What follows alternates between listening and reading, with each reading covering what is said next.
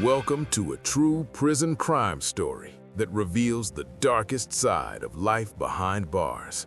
What you are about to see is a night of fear, planning, and hidden revenge inside a U.S. prison. Every moment unfolds in silence, tension, and shocking decisions that change everything.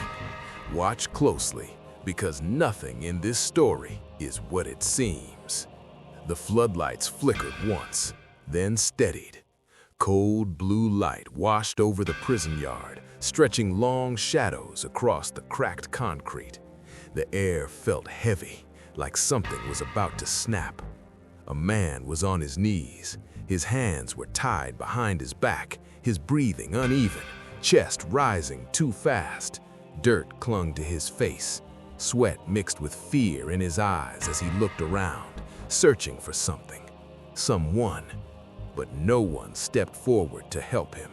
A circle of inmates stood around him, silent, watching, waiting. One of them moved closer. Slow steps, calm, controlled. This wasn't random. This was planned. "You should have stayed quiet," the man said, his voice low and steady. The man on his knees shook his head quickly. "I didn't say anything, I swear." His voice cracked. It didn't sound convincing. The others didn't react, not a single one. Some stared with blank faces. Others looked away, like they didn't want to see what was about to happen.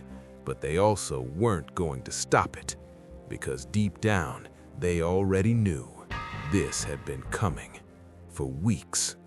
The man standing in front of him leaned down a slight, close enough for only him to hear. "You broke the rule," he whispered. The kneeling man froze, and in that moment, everything went quiet. Even the distant noise of the prison seemed to fade. Then, a sharp movement, fast, final. The circle didn't break. No one screamed. No one ran. They just stood there, watching as the body lay still in the center of the yard. The blue light above flickered again. Somewhere in the distance, a siren began to rise, but it was too late. This wasn't chaos. This was execution. Planned, silent, unstoppable. And as the body lay still in the center of the yard, one question hung in the air like smoke. How did it get this far? Weeks earlier, the yard looked the same. Same cracked concrete, same cold lights, same walls towering high, blocking out the world beyond. But something was different. You just couldn't see it yet. It started with whispers, small conversations that stopped the moment a guard walked past. Looks exchanged across the yard, quick nods, subtle signals. Nothing loud, nothing obvious, but something was building. The prison was already tense, overcrowded, understaffed, rules enforced one day, ignored the next. Inmates lived on edge, never knowing what could happen from 1 hour to the next. Fights broke out often, but this was different. This wasn't anger in the moment. This was controlled, careful, planned. At the center of it all was a man named Carter. He didn't shout, didn't fight for attention, but people listened when he spoke. Carter had been inside for years, long enough to understand how things worked, long enough to know when something was about to break, and he saw it coming before anyone else. He noticed the small things: who was talking to who stopped talking when guards showed up, who started acting nervous, and most importantly, who couldn't be trusted. That's when the name started coming up: Marcus. At first, it was just a rumor. He talks too much. He's been meeting with staff. He's trying to cut a deal.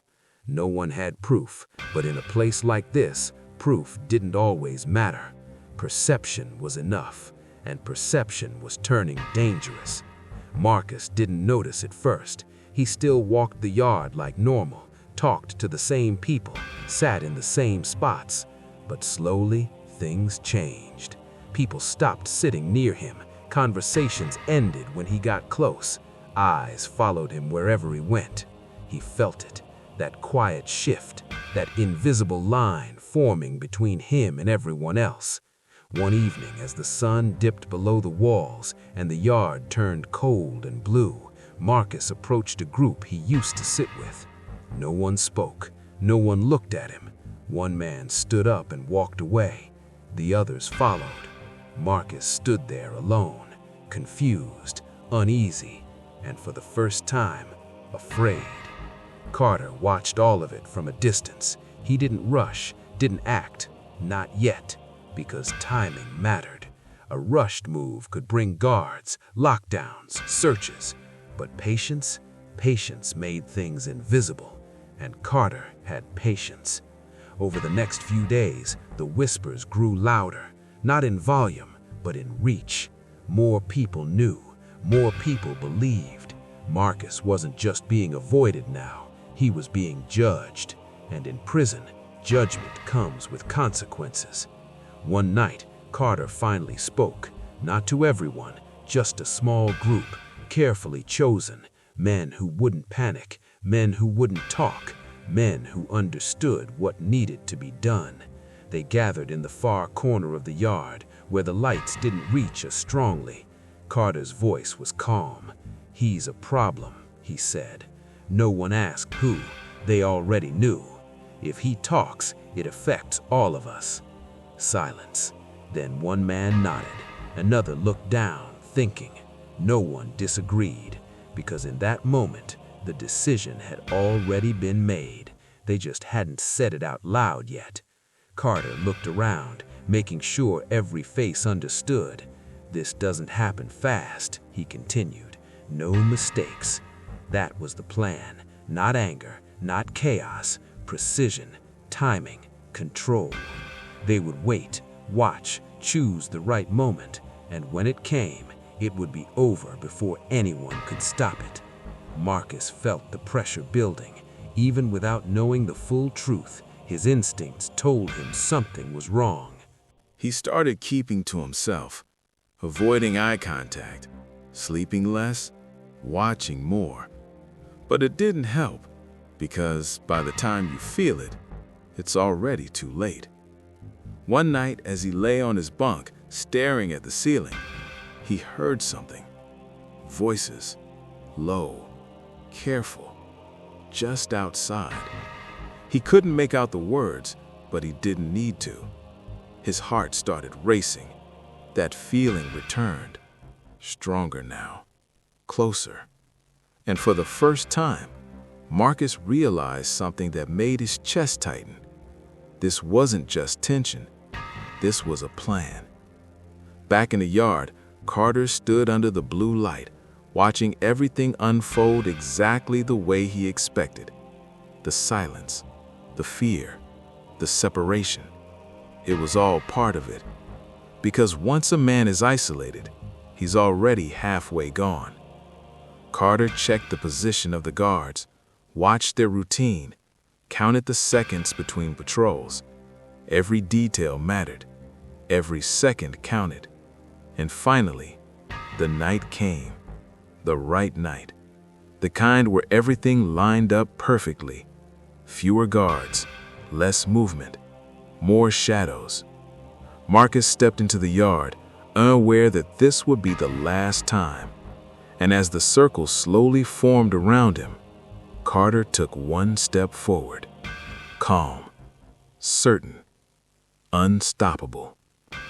Back in the present, the body lay still under the cold blue light. The circle began to break apart, each man walking away like nothing had happened, like it was just another night. But it wasn't, because this moment, this execution, was only the beginning of something much bigger, something that was about to spiral out of control. And as the sirens grew louder, one thing became clear. The prison hadn't seen the worst yet. The sirens didn't stop. They cut through the night, loud and sharp, echoing off the concrete walls like a warning that came too late. Red and blue lights flashed across the yard, mixing with the cold floodlights and turning everything into a blur of color and shadow. Guards rushed in, boots hitting the ground fast, voices shouting over each other, orders being thrown out, trying to take control of something that had already slipped beyond their reach. "Lock it down, now!" Inmates were forced to the ground, hands behind their heads, faces pressed into the cold surface of the yard. No one spoke, no one resisted, because everyone understood one thing. This wasn't just another incident. This was something bigger, much bigger. In the center of it all, Marcus didn't move. Two officers approached carefully, their steps slower now. One of them bent down, checking for any sign of life. Nothing. The other officer looked up, scanning the yard, eyes narrowing. "This wasn't a fight," he said quietly. The first officer nodded. They both knew.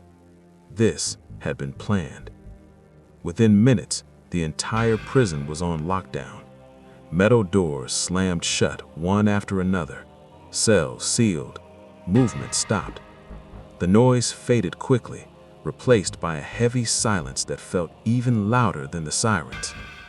Inside their cells, inmates sat or stood in stillness. No one asked questions. No one needed to. Word spread fast in a place like this.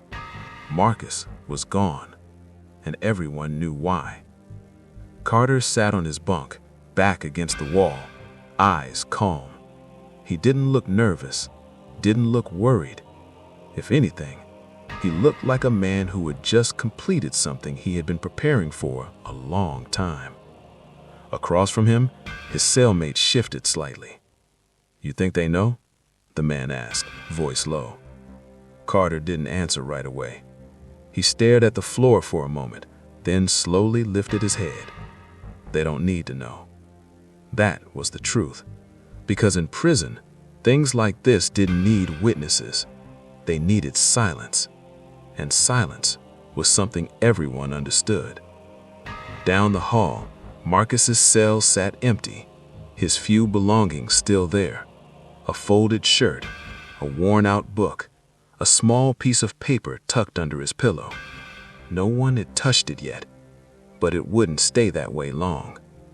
In the control room, tension filled the air. Officers moved quickly, reviewing footage, talking over each other, trying to piece together what had happened. But the cameras didn't show everything. They never did. Certain angles were missing, blind spots, moments where the truth disappeared into shadows. "Rewind that," said one officer. The screen flickered back. There it was, Marcus walking into the yard. Then slowly, figures moving, closing in, a circle forming.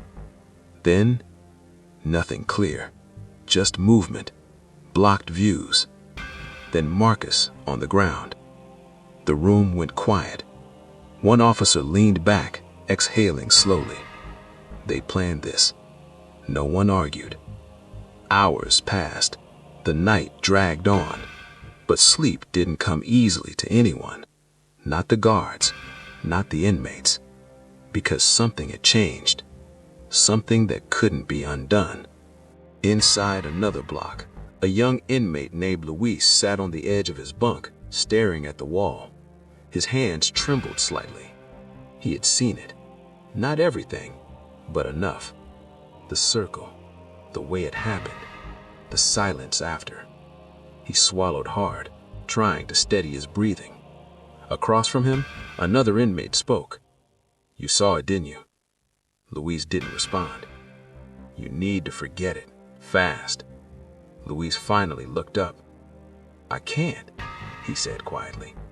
The man shook his head. "You don't have a choice. Because in here, seeing something like that wasn't just dangerous, it was a sentence." Morning came slowly. The sky outside the prison walls began to lighten, but inside, it still felt like night. Marcus's body had been removed, the yard cleaned, like nothing had happened. But everyone knew better, because you can clean the ground, but you can't erase what people saw. Carter stood at the small window of his cell, looking out toward the yard. Empty now, quiet, but not for long, because he knew something others didn't. This wasn't the end. It was the start of something bigger, something that had been building long before Marcus and will continue long after. Behind him, his cellmate spoke again. "You think it's over?" Carter didn't turn. "No," he said simply, and he meant it. Later that morning, guards began moving through the blocks, shell checks, interviews, questions, but the answers were always the same. "I didn't see anything. I was inside. I don't know." Over and over again, a wall of silence, and it was strong, because no one wanted to be next. Luis sat in a small room across from two officers. A camera recorded everything. One officer leaned forward. "Just tell us what you saw." Luis's eyes moved slightly. He hesitated, thought about it. The circle, Marcus's face. The moment everything stopped, his heart started beating faster. "I didn't see anything." The officer stared at him for a long moment, then leaned back, disappointed, but not surprised, because this is how it always went. Back in his cell, Carter finally sat down. For the first time since the night before, he closed his eyes. Not to rest, but to think. Because even a perfect plan has consequences, and he knew they were coming. The question wasn't if, it was when. Outside, news of the incident began to spread. Another prison death, another investigation, another story. But what the outside world didn't understand was what was really happening inside those walls. This wasn't random. This wasn't sudden. This was something deeper, something built over time. And now that it had begun, there was no stopping it. That night, as darkness returned and the blue lights flickered on again, the yard sat empty. But it didn't feel empty. It felt like something was waiting, like the air itself held on to what had happened. And somewhere inside the prison, plans were already shifting.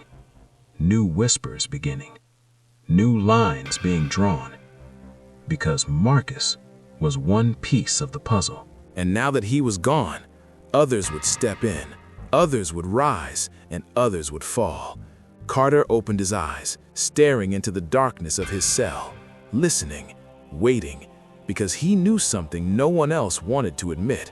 What happened in that yard was only the first move. The next night felt different. Even before the lights dimmed, something in the air had shifted.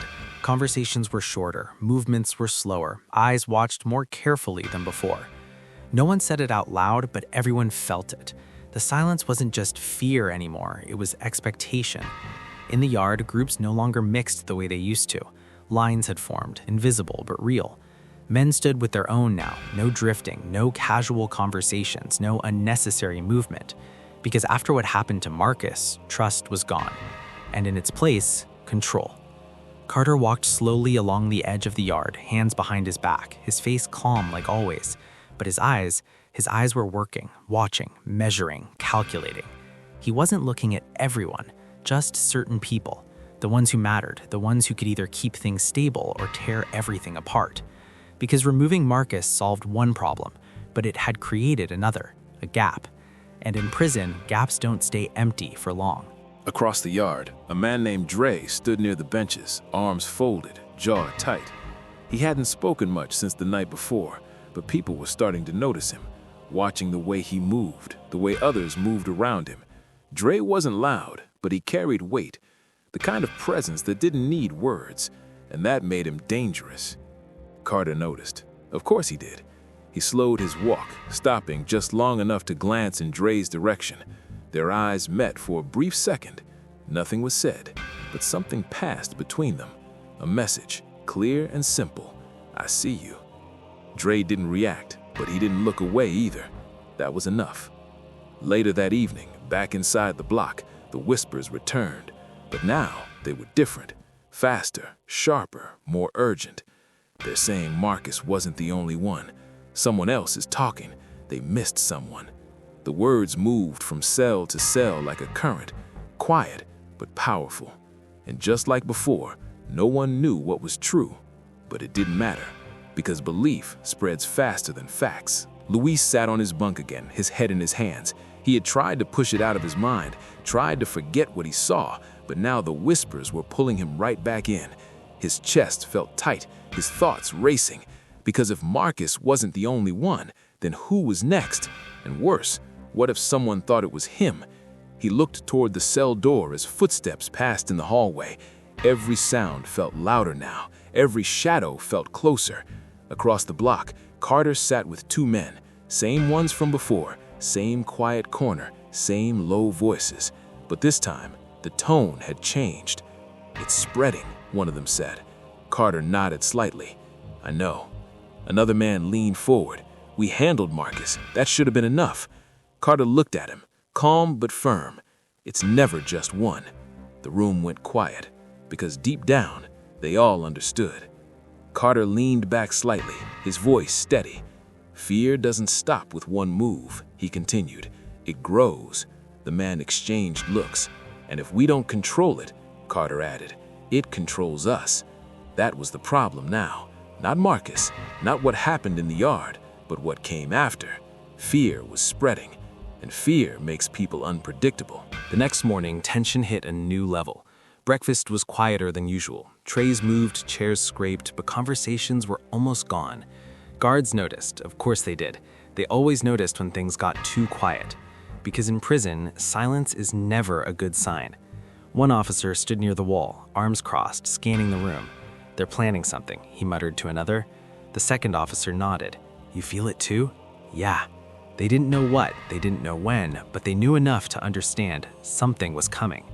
Back in the yard later that day, movement stayed tight, controlled, but underneath it, pressure was building, like a storm waiting to break. Luis stayed near the wall this time, not moving, not talking, trying to stay invisible. But invisibility doesn't last long in a place like this. A voice called out behind him, "Luis." He froze, slowly turned. It was Dre, standing a few steps away, eyes locked on Luis. His throat tightened. "Yeah?" he answered carefully. Dre stepped closer, not aggressive, but not friendly either. "Where were you that night?" Luis felt his heart jump. "I was in my cell." Dre watched him for a second longer, then nodded once, but it didn't feel like belief. It felt like a warning. "Stay smart," Dre said quietly, then walked away.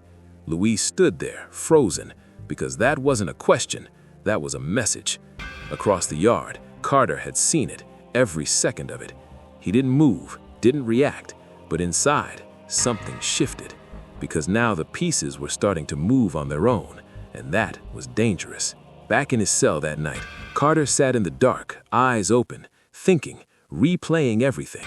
Marcus, the yard, Dre, Luis, the whispers, the fear. It was all connected, and it was growing faster than expected.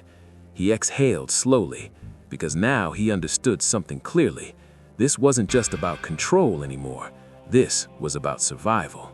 Somewhere down the hall, a loud bang echoed, metal hitting metal, voices rising, then silence again. Carter didn't move, didn't react, because he knew what it meant. Things were starting to crack, and once cracks begin, they spread. The next move wouldn't be as clean, wouldn't be as controlled, and when that happened, everything could fall apart. Carter closed his eyes for a moment, then opened them again, staring into the darkness, because one thought kept coming back, stronger than before, clearer than ever. Marcus was never the real problem, and now the real one was starting to show. The tension didn't explode all at once. It cracked, slowly, quietly, like something breaking beneath the surface before anyone could see it. It started in the showers, a small argument, nothing unusual. Two inmates, raised voices, a shove. Normally it would end there, but not this time, not after Marcus. The first punch landed hard, echoing off the tiled walls, then another and another. Within seconds, others stepped in, not to stop it, but to choose sides. Voices rose, feet moved fast, water kept running as the space filled with noise and movement. By the time guards rushed in, it was already over. One man on the ground, not moving. The others backed off, breathing heavy, faces tight. No one spoke, no one explained, because they all knew this wasn't about the argument. Word spread fast, faster than before. The showers, another one down, it's starting. By the time the story reached the yard, it had already changed, grown, twisted into something bigger, because that's what fear does. It adds weight to everything. Luis heard it during lunch. His hands froze around his tray as someone whispered it behind him. They got him in the showers. Luis didn't turn, didn't ask questions. He didn't need details, because the message was clear. Things were no longer under control.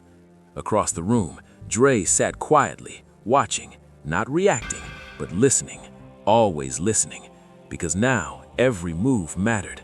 And Carter? He was already ahead of it. Back in his cell that night, Carter stood near the door, eyes focused, thinking faster than before. This wasn't part of the plan. This wasn't controlled. This was reaction, and reaction is dangerous. His cellmate looked at him. "This wasn't us," the man said quickly. Carter nodded once. "I know." That was the problem, because if it wasn't them, then someone else was moving, and that meant one thing: the balance was gone. Later that day, the prison shifted into a tighter lockdown. More guards, more checks, less movement.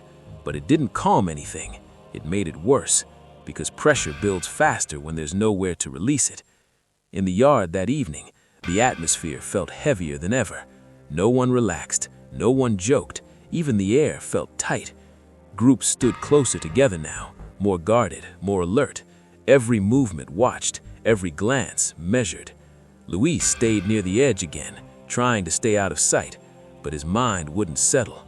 Marcus, the yard, the showers, it was all connecting now, and it scared him, because it felt like a chain reaction, like one thing leading to another, and no one could stop it. A sudden shout cut through the air. Heads turned. Two men arguing near the center, voices rising fast, too fast. Before anyone could step in, another hit, another fight. This time, it spread quicker, like the prison had been waiting for it. Guards rushed in again, more force this time, more shouting, more tension. But even as they pulled people apart, it didn't feel like control. It felt like delay, because underneath it all, something was still moving. Carter watched from a distance, arms crossed, face calm, but inside, He was calculating. This was no longer a single plan.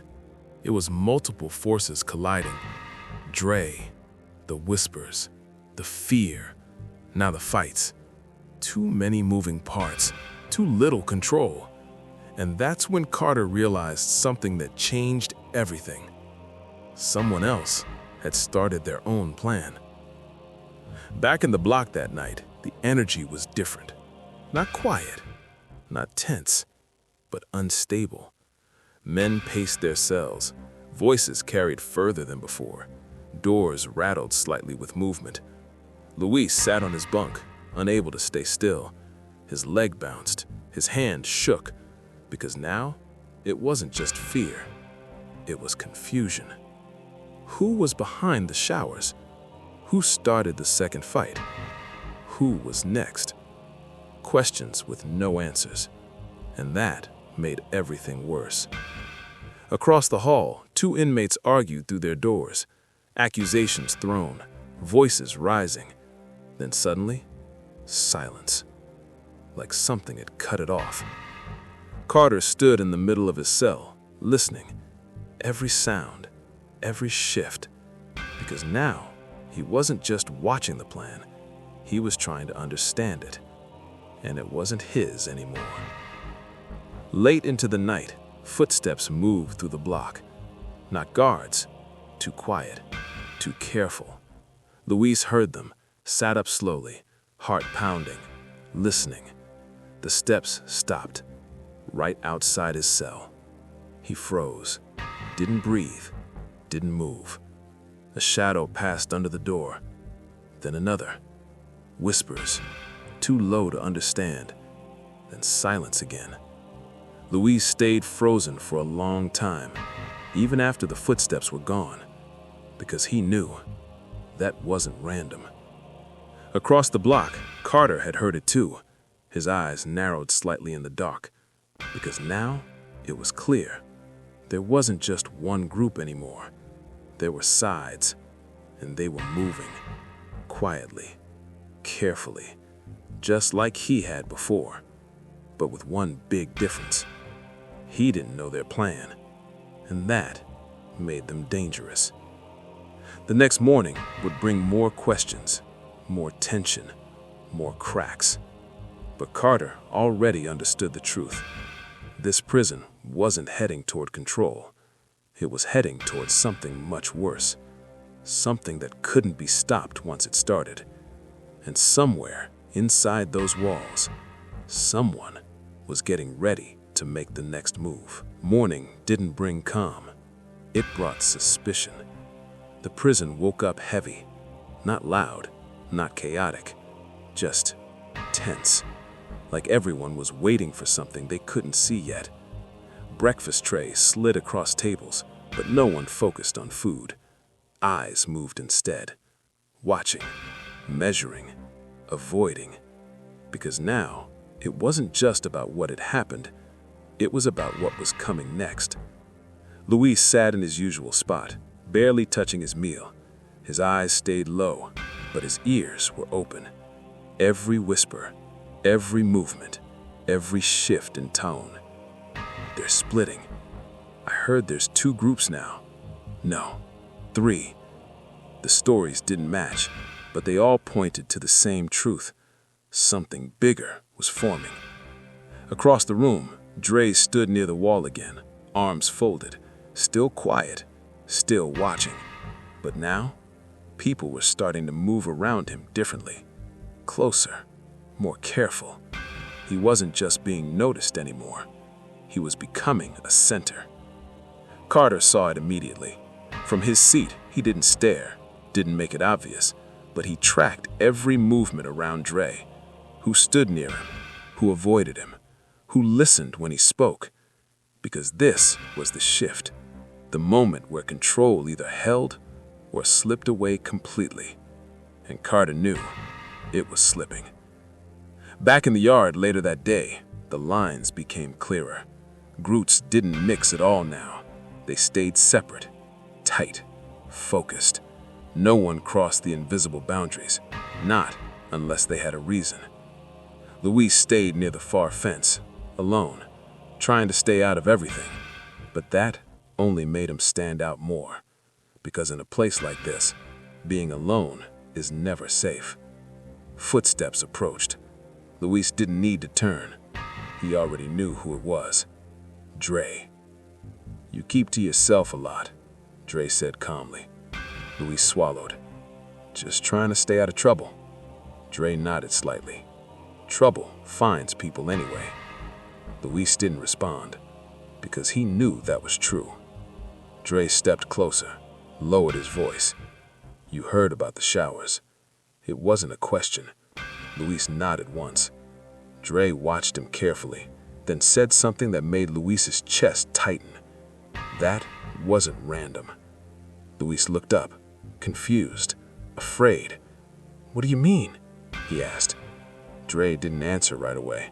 He glanced around the yard, making sure no one was too close. Then he leaned in slightly. "There's another plan," he said quietly. Luis froze, because that confirmed it. Everything he feared, everything he felt, it was real. "Who?" Luis asked, barely above a whisper. Dre shook his head. "Doesn't matter yet." Then he straightened up, took a step back. "But when it moves," Dre added, "it's gonna hit harder than before." And just like that, he walked away again, leaving Luis standing there, heart racing, mind spinning. Across the yard, Carter had seen enough. Not the words, but the body language, the timing, the connection. And that was all he needed. Back in his cell later that day, Carter sat down slowly. For the first time, his calm started to crack, just slightly, because now he knew something important. Dre wasn't just reacting. He knew things, which meant one of two things. Either Dre was part of the second plan, or he was leading it. Both options were bad. Carter leaned forward, elbows on his knees, staring at the floor, thinking, fast, because this changed everything. The first move, Marcus, was clean, controlled, but this next one, it wouldn't be. That night, the prison felt tighter than ever. Lights out came early, but sleep didn't come at all. Men stayed awake, listening, waiting, because now everyone knew something was coming, and no one knew when or where. Luis lay on his bunk, eyes wide open in the dark. Every sound made him tense. Every shift in the hallway made his heart jump, because Dre's words kept repeating in his mind, "It's gonna hit harder." What did that mean? Another execution? A group attack? Something bigger? He didn't know, but he felt it getting closer. Across the block, Carter stood by his door again, watching the shadows, listening to the silence between sounds. Because silence, that's where plans lived. And tonight, it felt full of them. Then, a sudden noise. Not loud, but sharp. Metal. Then footsteps. Fast. Not guards. Too quiet. Too controlled. Carter's eyes narrowed, because he recognized that movement. That wasn't panic. That was purpose. Down the hall, a door slammed once.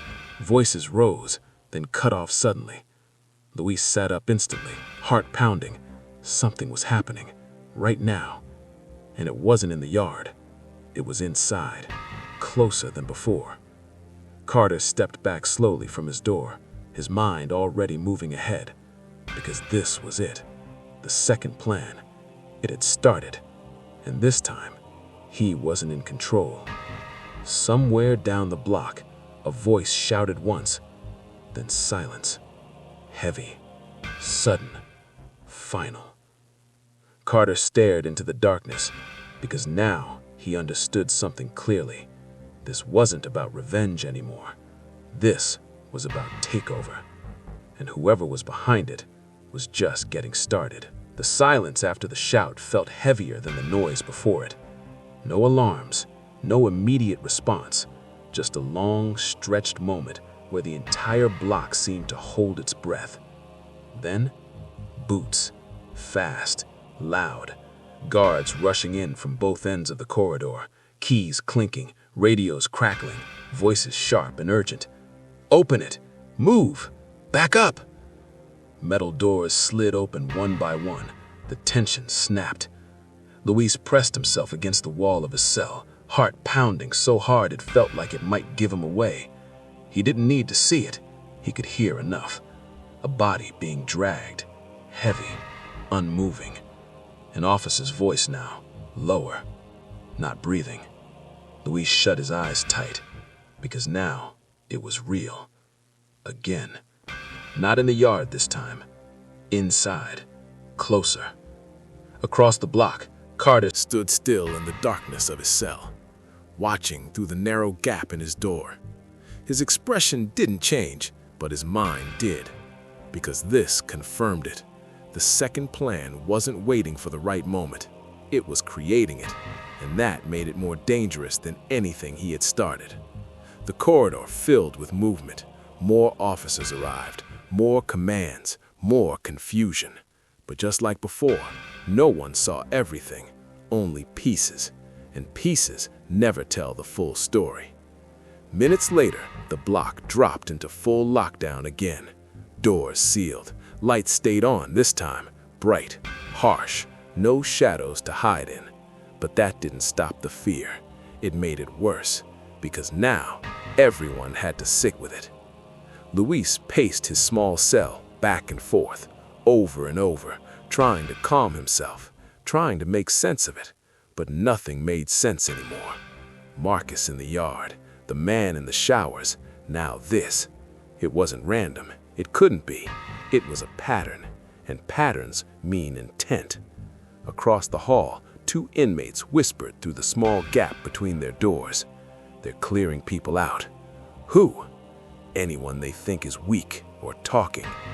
Luis stopped pacing. His chest tightened again, because now the fear had a shape. This wasn't chaos, it was selection.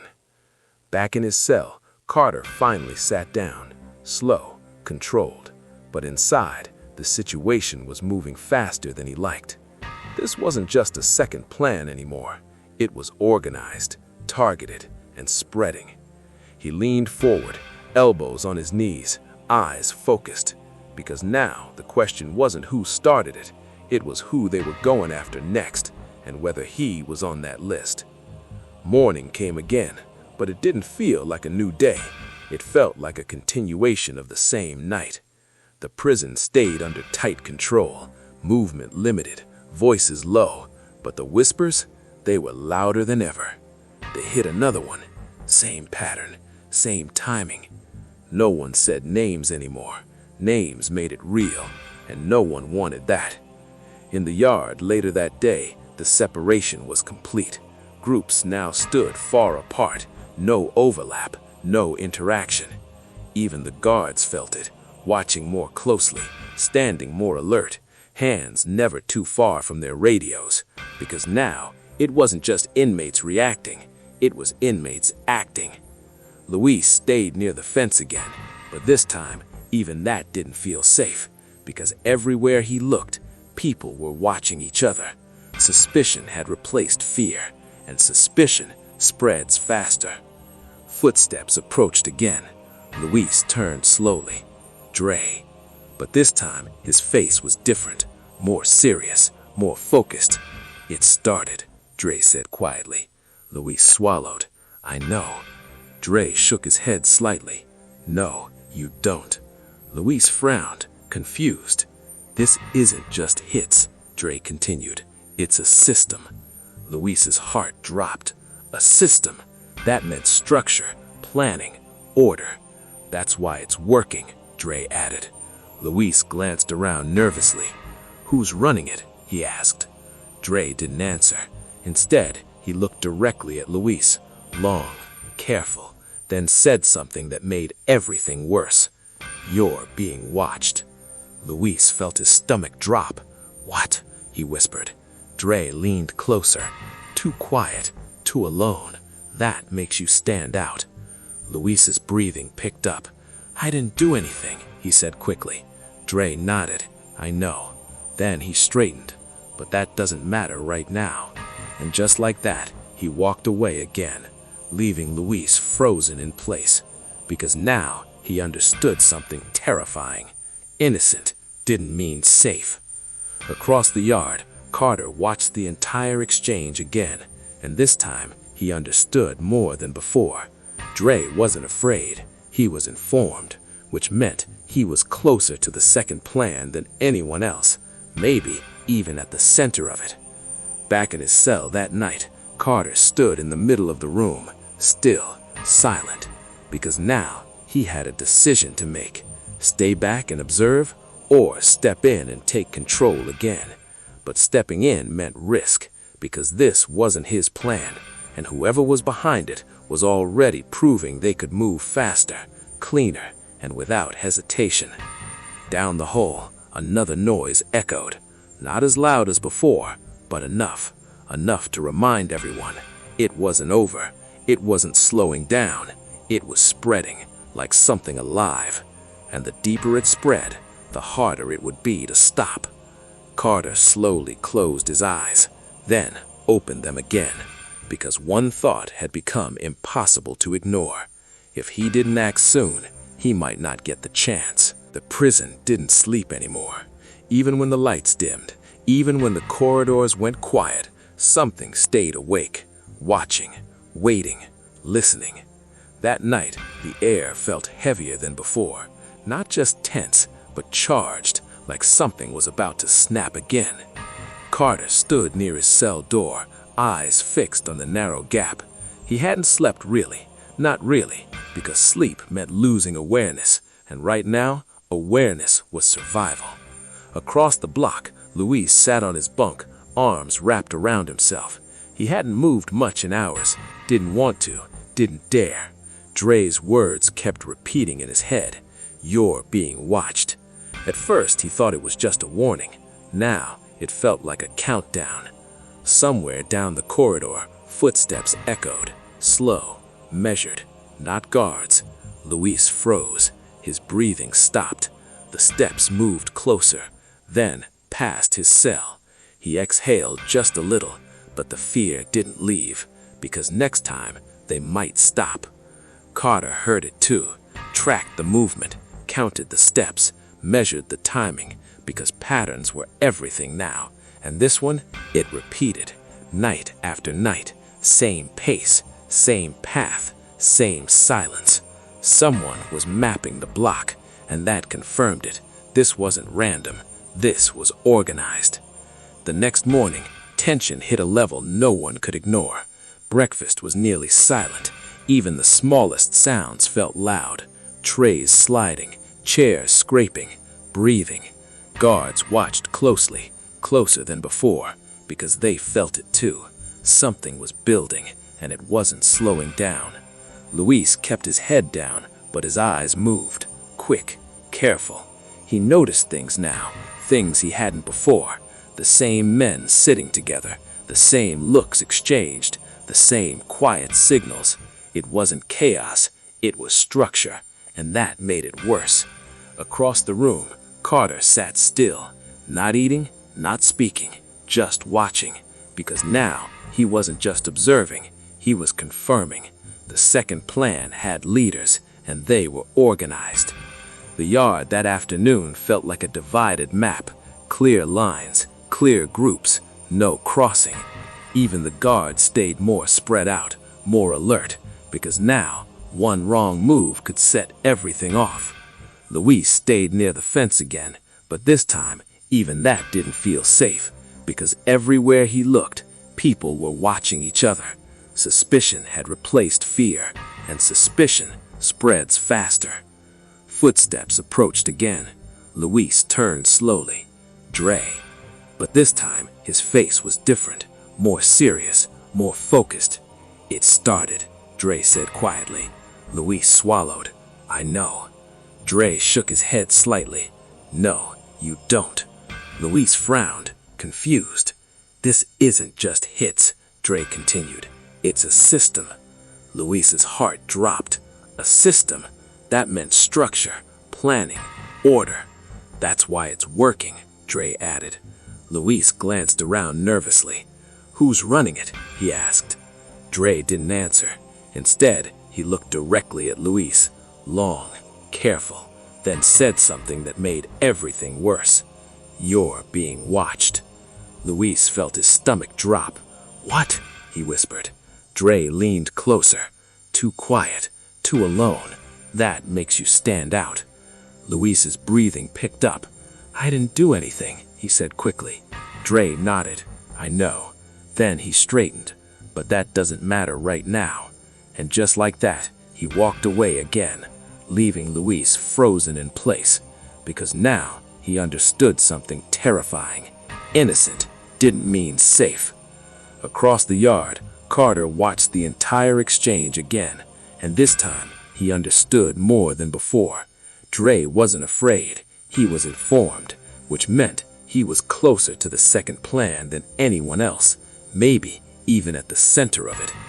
Back in his cell that night, Carter stood in the middle of the room, still, silent, because now he had a decision to make: stay back and observe, or step in and take control again.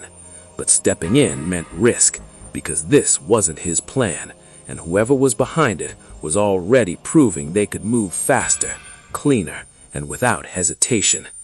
Down the hall, another noise echoed, not as loud as before, but enough to remind everyone it wasn't over. It wasn't slowing down. It was spreading, like something alive. And the deeper it spread, the harder it would be to stop. Carter slowly closed his eyes, then opened them again, because one thought had become impossible to ignore. If he didn't act soon, he might not get the chance. The prison didn't sleep anymore. Even when the lights dimmed, even when the corridors went quiet, something stayed awake, watching, waiting, listening.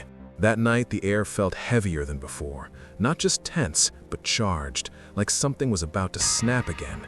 Carter stood near his cell door, eyes fixed on the narrow gap. He hadn't slept, not really, because sleep meant losing awareness, and right now, awareness was survival. Across the block, Luis sat on his bunk, arms wrapped around himself. He hadn't moved much in hours, didn't want to, didn't dare. Dre's words kept repeating in his head. "You're being watched." At first, he thought it was just a warning. Now, it felt like a countdown. Somewhere down the corridor, footsteps echoed, slow, measured. Not guards. Luis froze. His breathing stopped. The steps moved closer, then past his cell.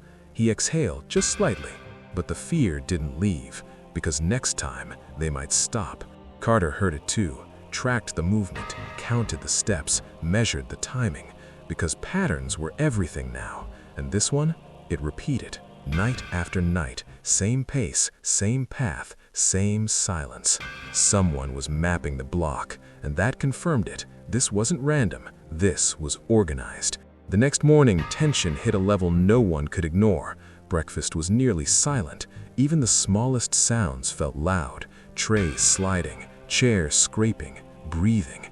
Guards watched closely, closer than before, because they felt it too. Something was building, and it wasn't slowing down. Luis kept his head down, but his eyes moved, quick, careful.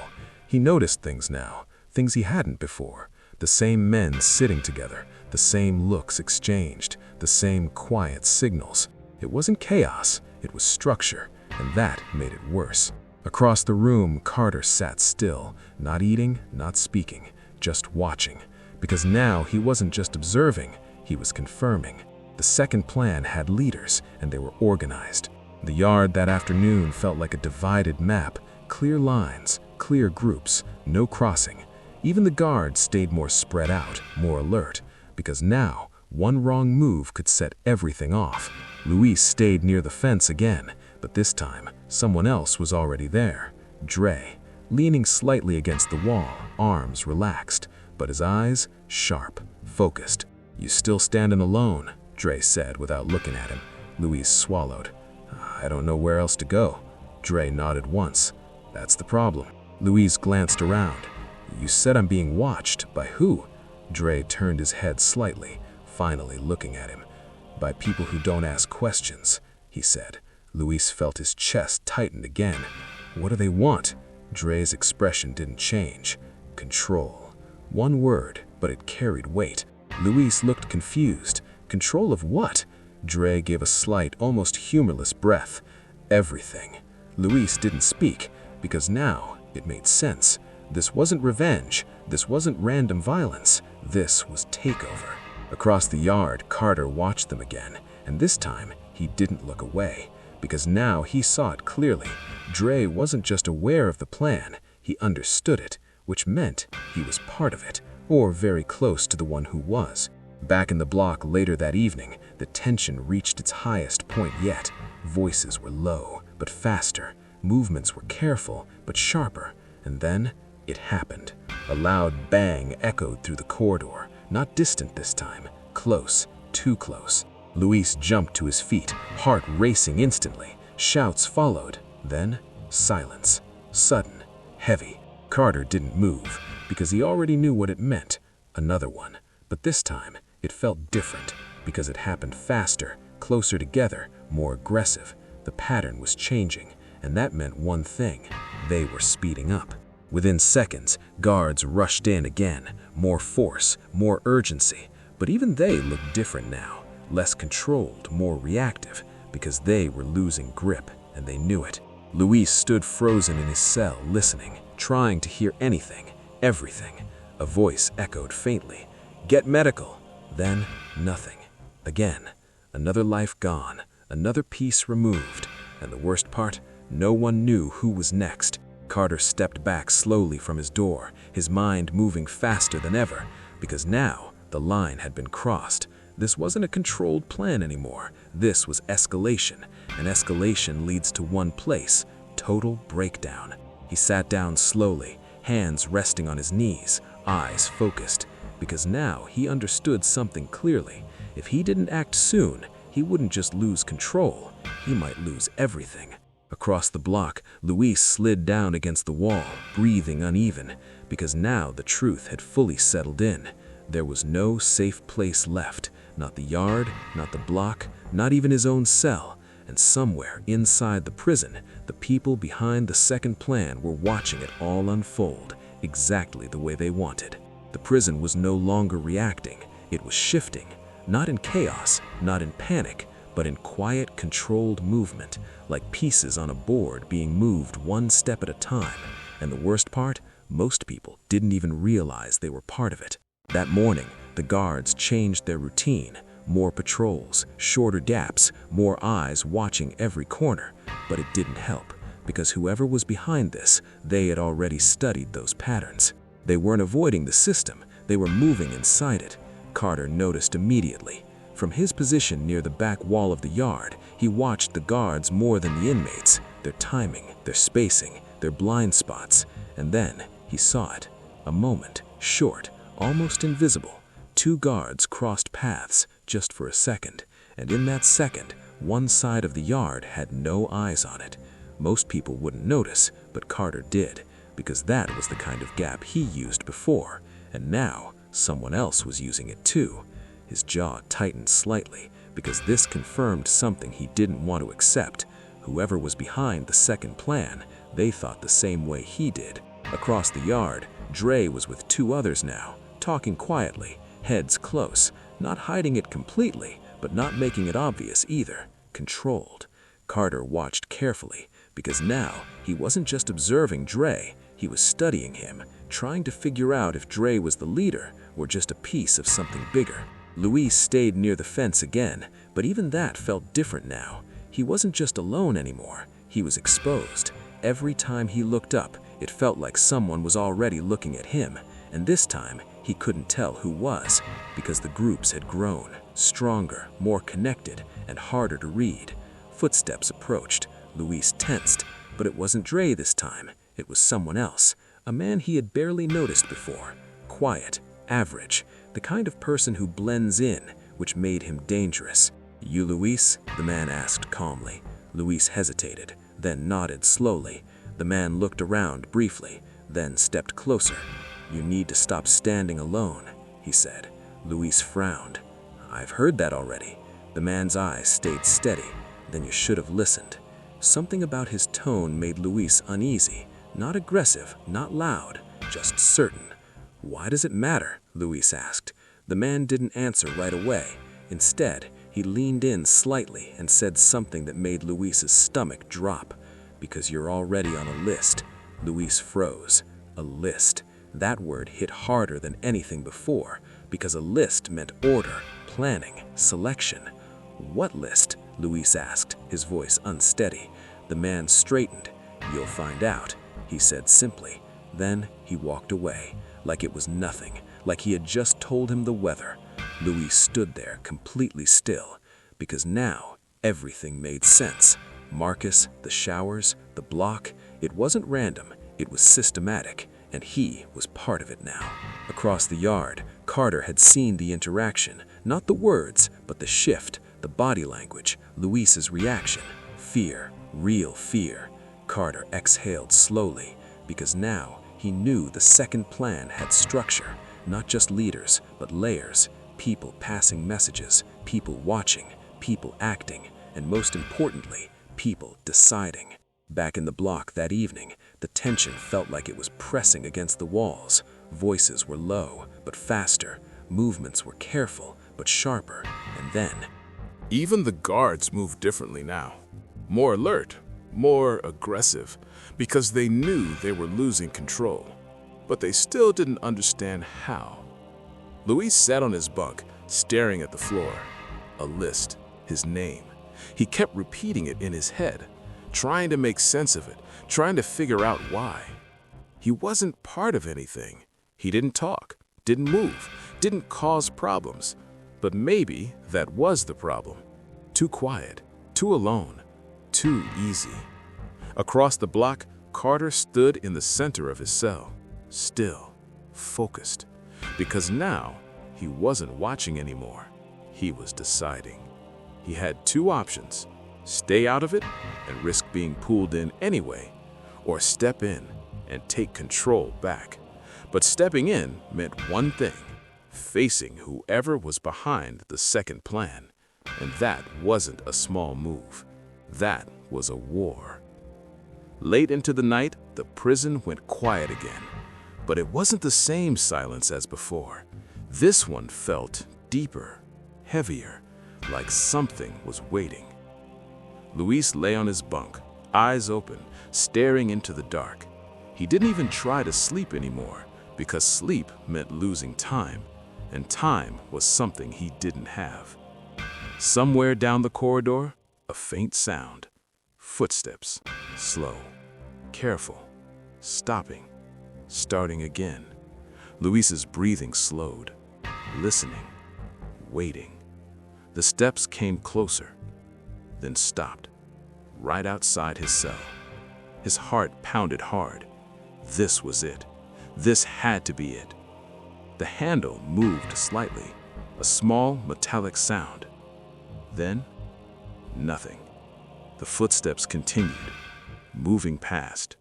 Luis exhaled, but it didn't bring relief, because now he knew they were checking, choosing, and waiting for the right moment. Across the block, Carter stood in the dark, eyes open. He had heard it too, felt it, understood it, because now everything was clear. This wasn't just a plan. It was a system of control, and systems don't stop on their own. They grow, expand, take over, unless someone stops them.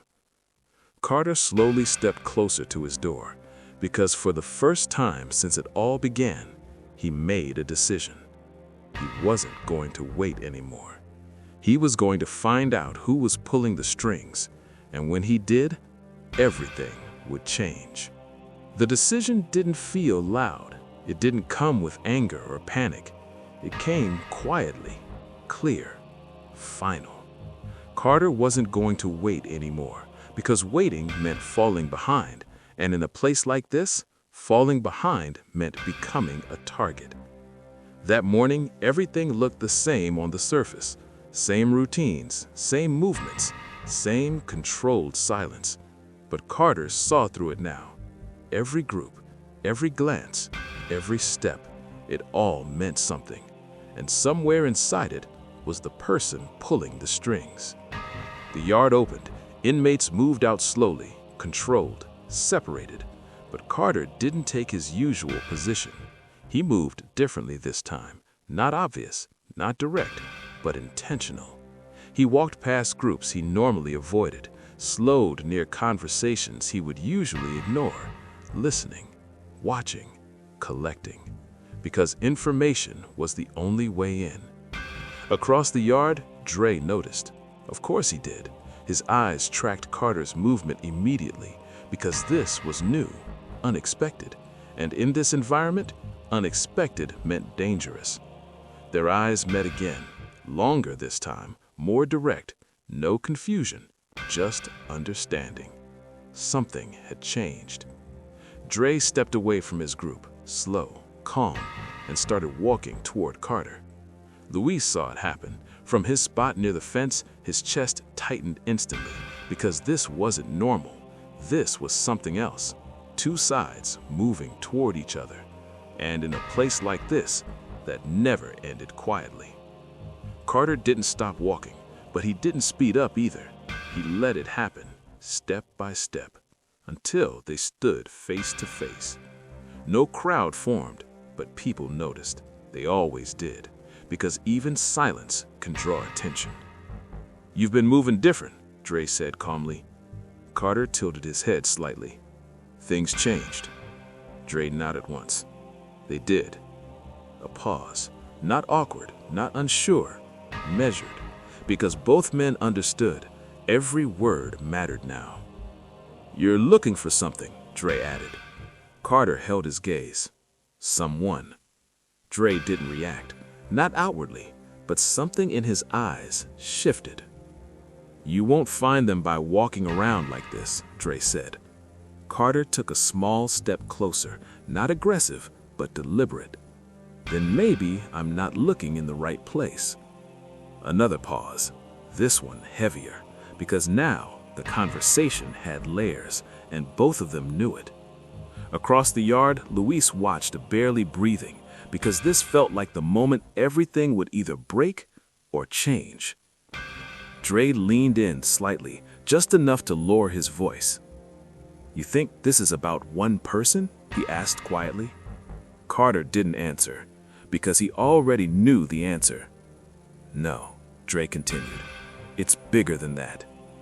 Carter's expression stayed calm, but inside, that confirmed it. A system, not a leader. "That's why you're behind," Dre added.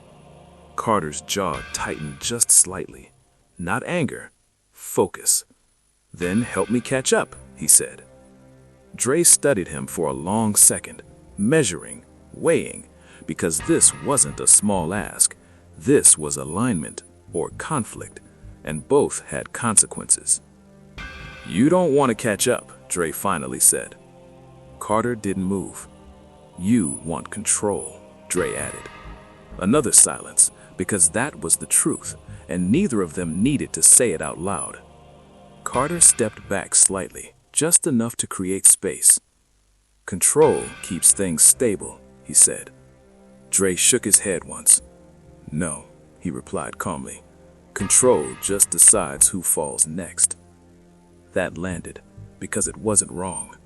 Across the yard, the tension thickened. People weren't watching directly, but they were aware, because something was happening, something important. Luis felt it too.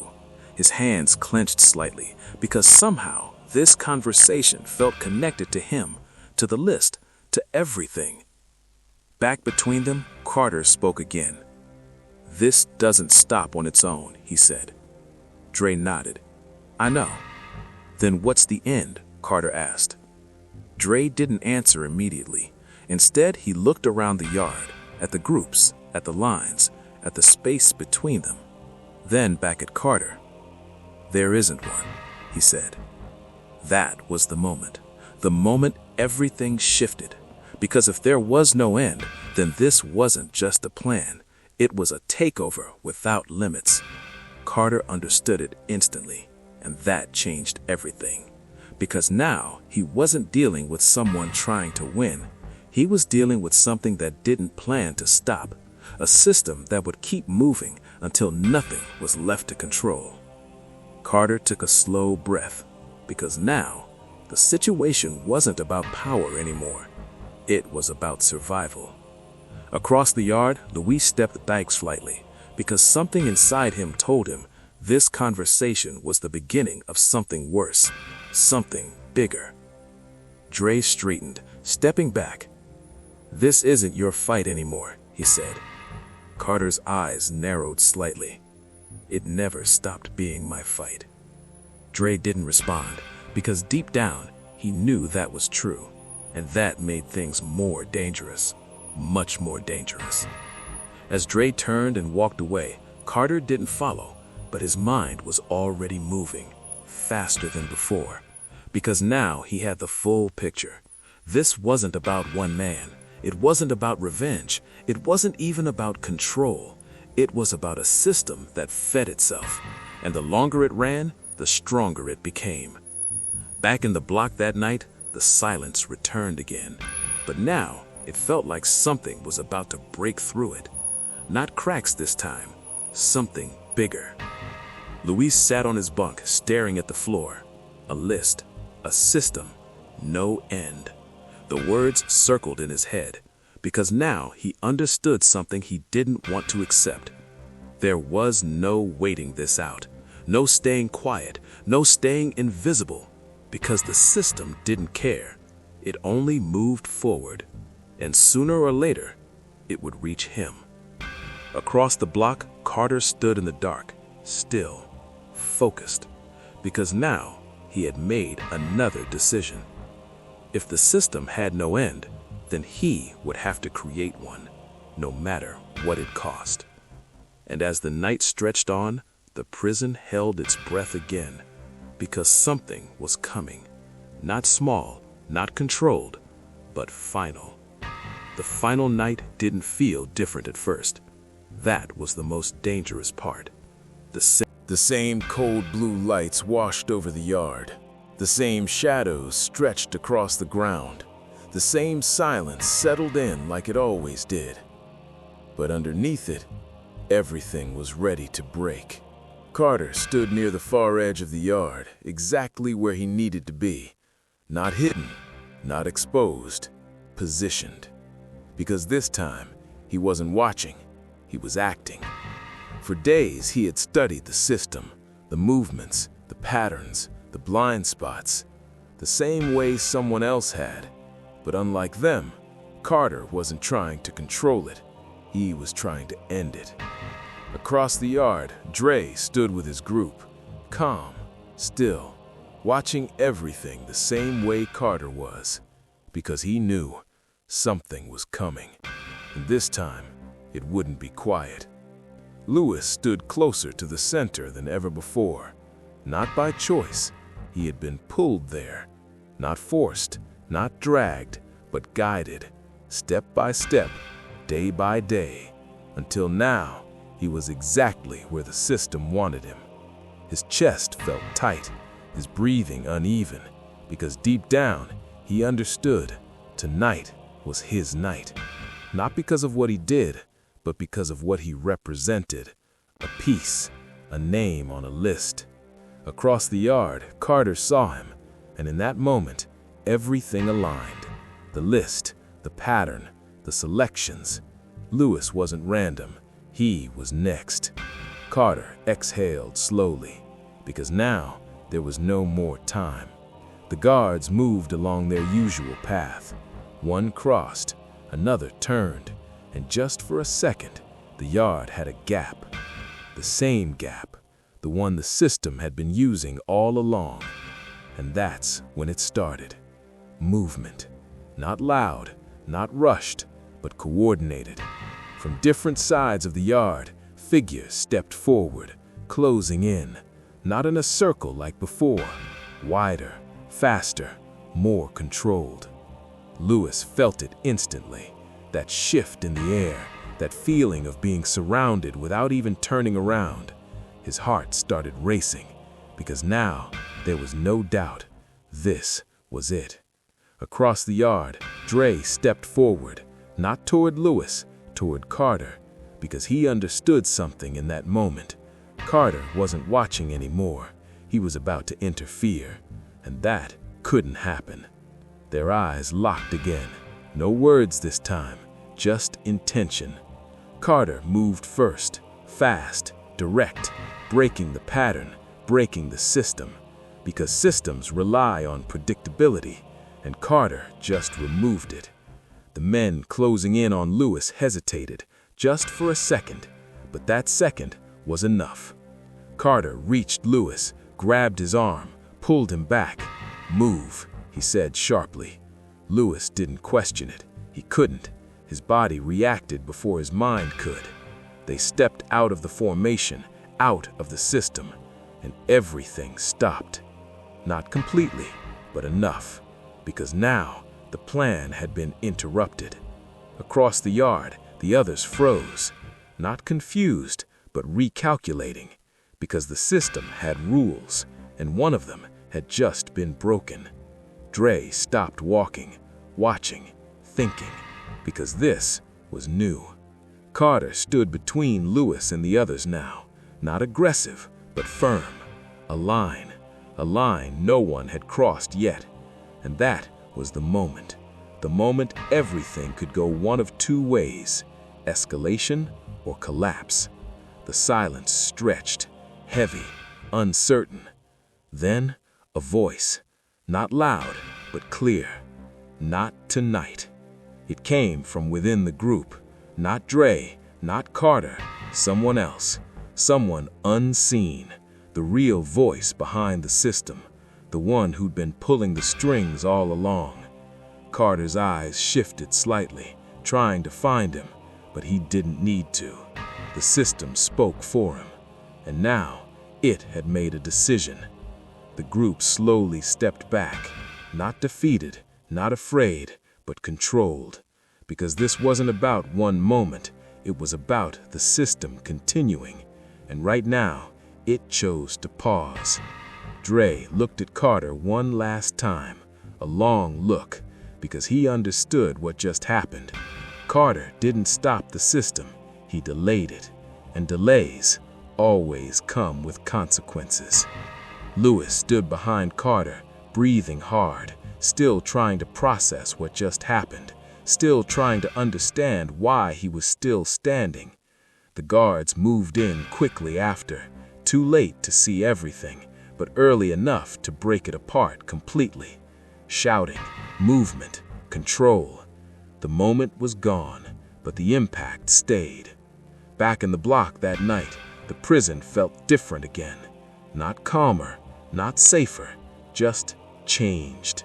Because for the first time, the system had been challenged, and it didn't break, but it didn't win either. Lewis sat on his bunk, silent, alive, but not free, because now he understood something deeper. Surviving once didn't mean surviving forever. Across the block, Carter stood in the dark, still, thinking, because now he knew the truth. You can't destroy a system like that in one move. You can only disrupt it, slow it down, fight it piece by piece, and even then, it never fully disappears. Somewhere in the shadows, it waits, rebuilds, adjusts, and when the time is right, it moves again. Dre lay on his bunk, staring at the ceiling, not angry, not defeated, just aware, because now the game had changed, and the next move would be even bigger. The lights dimmed, the prison settled, but the silence, it wasn't empty. It was watching, waiting, because behind those walls, the system wasn't gone. It was just learning. And somewhere in the dark, a new list was already being written. That's the end of today's prison crime story. If this story kept you watching, don't forget to like and subscribe for more true crime content. We bring real, intense, and emotional stories from behind prison walls. Turn on notifications so you never miss the next one.